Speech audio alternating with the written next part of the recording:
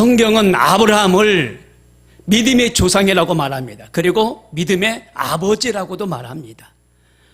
창세기 11장에 보면은 족보에 나타난 것처럼 셈의 후예, 그러니까 아브라함으로 이어지고 아브라함의 후예가 또 다윗으로 이어지고 다윗의 후예가 또 궁극적으로는 어떻게 예수 그리스도로 이어지는 것을 알 수가 있어요. 그래서 하나님은 이 족보를 눈여겨보십니다. 셈, 아브라함, 다윗, 예수 그리스도, 이 족보를 눈여겨보셔요. 근데 아브라함이 승리하는 삶을 살아가는데 이 아브라함이 태어난 곳 갈대아 우르인데 그곳에서 하나님이 떠나라, 나가라 말씀하셨어요. 왜 하나님은 아브라함에게 그 고향을 떠나라고 말씀하셨을까요? 근데 그 갈대아 우르는 우상이 범람을 했습니다. 그리고 잡신 종교들이 너무나 많았어요. 그때 당시에 달의 신이 있었는데 이 달의 신의 그 부인이 이슈타, 그 음란의 영을 상징하는 사제, 사제, 여자의 사제들이 많았어요. 그 이 달신을 섬기는 그런 종교는 여자 사제들이 많았어요. 그런데 이 여자의 이 사제들이 이세타, 음란의 영을 받아가지고 지금 말하면 그런 음란한 짓을 한 거예요. 그러니까 얼마나 몰라냈겠습니까? 그러니까 하나님이 그 고향을 떠나라고 말씀하시는 거예요. 하나님은 거룩하신 분이라 그런 혼잡스럽고 음란하고 그런 무질서한 곳에 하나님의 종을 두지 아니하십니다. 하나님은 거룩하니 너희도 거룩하라. 거룩하도록 하나님이 하시는 줄로 우리는 믿어야 돼요. 그래서 바벨론의 종교들을 보면 그때 당시 득세했다고 그랬어요. 바벨론의 종교가. 근데 바벨론의 종교들을 보면은 그런 쪽으로, 음란의 영 쪽으로, 이런 쪽으로 갔기 때문에 하나님은 원치 않으셨어요. 사마리아에 사는 사람들도 많았어요. 전쟁의 포로들로 끌려왔을 뿐만 아니라 부모들을 잃고 방황하는 자녀들이 그곳에 다 모였어요. 애들이 성장하니까 음란의 영이 거기에도 가득했어요. 그래서 하나님의 택한 자녀들은 그쪽으로 가지 말라고 그랬잖아요. 저 갈릴리에서 돌아가라. 베들로 가기 전에 직선으로 가면 좋겠는데 돌아가라고 그랬어요. 사마리아로 가지 말고 돌아가라. 하나님은 그렇게 믿음의 사람들을 붙드시고 인도하시고 있는 것을 우리는 알아야 됩니다. 그리고 떠나라 말하고 있어요. 떠나라. 이 아브라함의 아버지가 데라인데 데라는 직업이 우상숭배예요. 우상숭배자. 그러니까 우상을 만들어서 팔아서 업을 삼는 사람이었었어요. 그게 수익이 좋았거든요. 그런데 하나님은 여기서 떠나라 말씀하셔요. 하나님은 이 아브라함에게 갈대아 우르를 떠나라고 그랬어요. 나가라. 그곳에서 나가라. 하나님 말씀 듣고 어디로 갈까요? 어디로? 갈 바를 알지 못했다고 그랬어요. 근데 나중에 어떻게 했어요? 가나안 땅에 가 있는 거예요. 나중에 보니까 하나님이 이미 예정해 놓으시고 갈대아 우르를 떠나라고 했어요. 그때 당시는 몰랐지만 그 상황이 왜 나에게 떠나라고 하는 건지 몰랐지만 종국에 가서는 가나안 땅에 들어가 있는 거예요. 여기서 위대한 믿음은 가는 믿음입니다. 내가 내게 지시할 땅으로 가라. 믿음으로 아브라함은 부르심을 받을 때에 순종하여 장래 기업으로 받을 땅에 나아갈새 갈 바를 알지 못하였더라 라고 말씀하고 있어요. 그리고 아브라함은 분명하게 말합니다. 너는 너의 본토 친척 아비 집을 떠나라. 하나님이 아브라함에게 분명하게 말해요. 본토 친척 아비 집을 떠나라. 우상에 범람하고 그런 잡심들이 있는 그런 네 동네를 떠나라.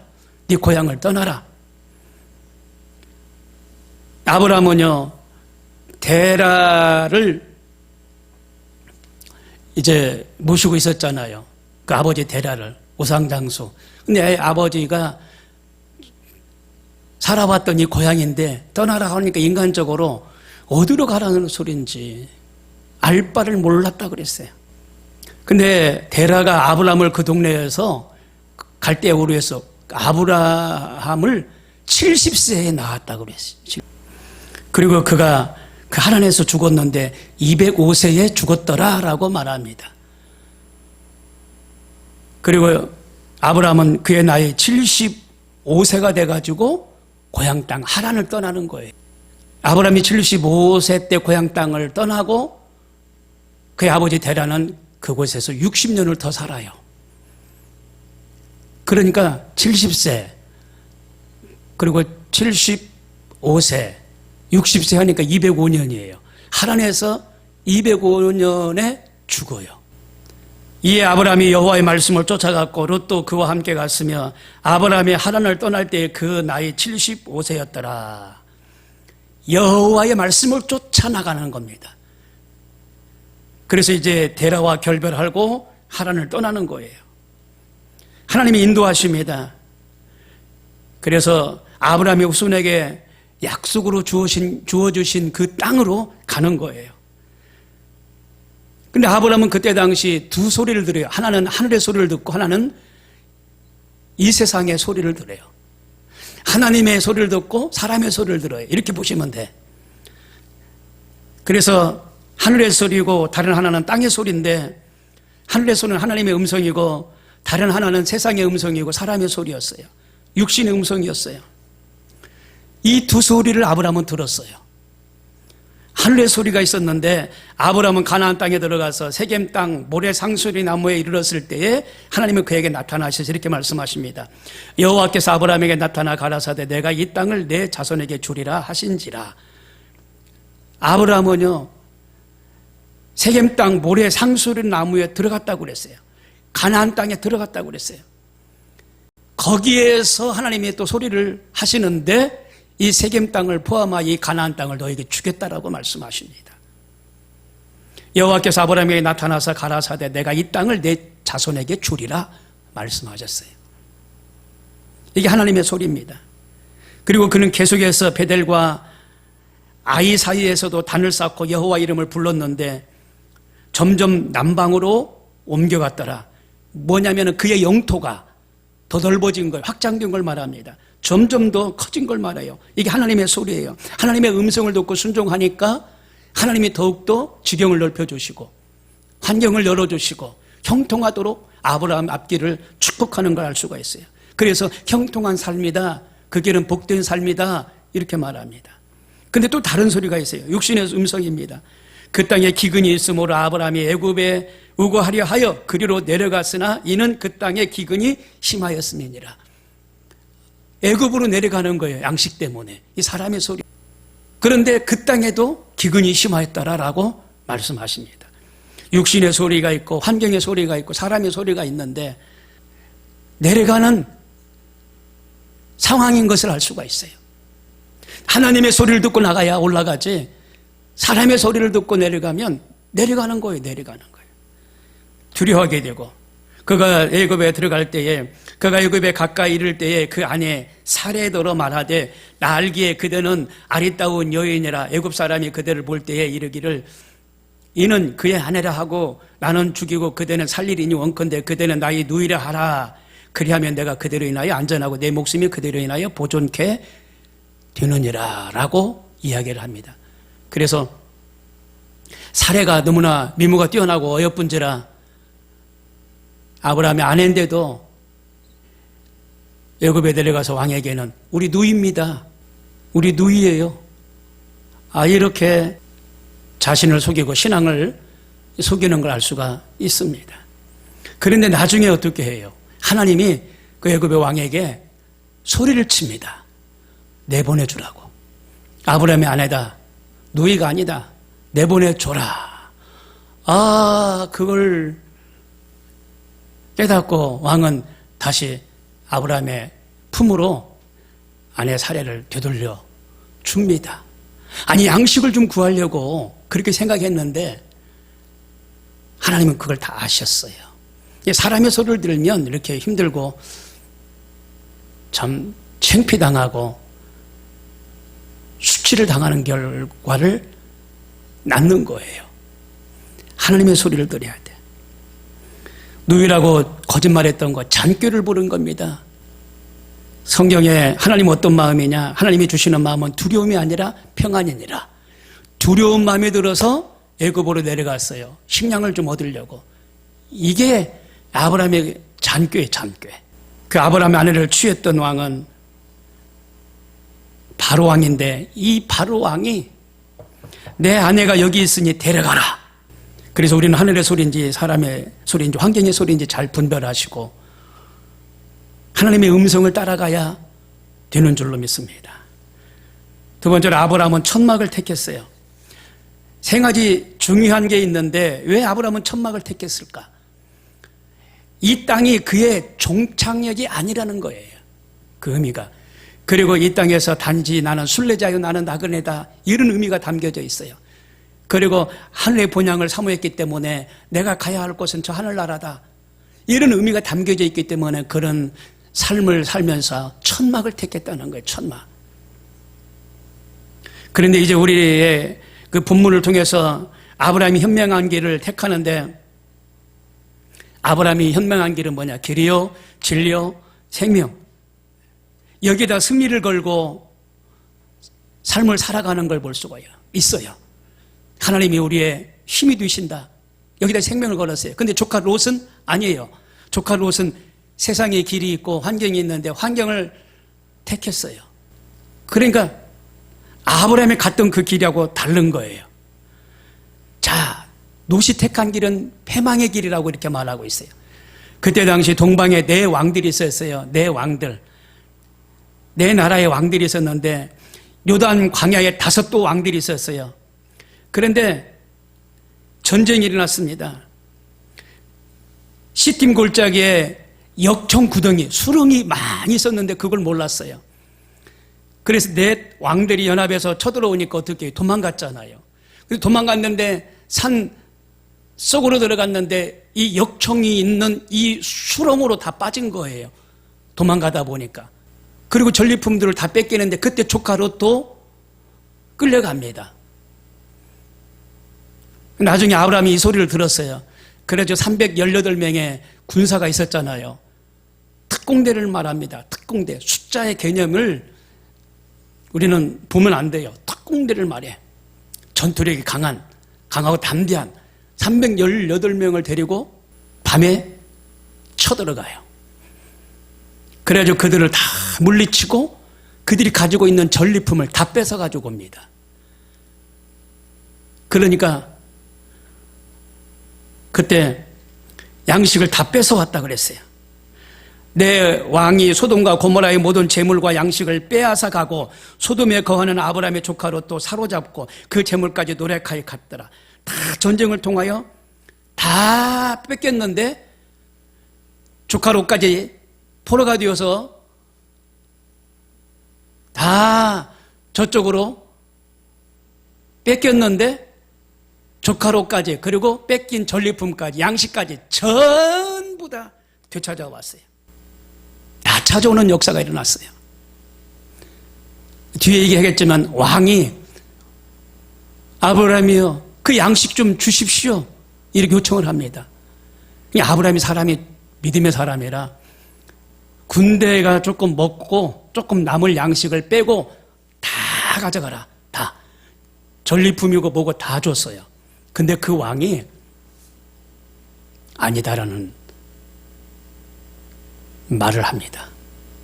아닙니다. 이게 다 아브라함의 것입니다. 다 취하십시오. 그래서 그때 아브라함이 부자가 됐다는 성경의 그 주석 내용에 그렇게 있기도 해요. 바다에 가면 아름다운 등대가 많습니다.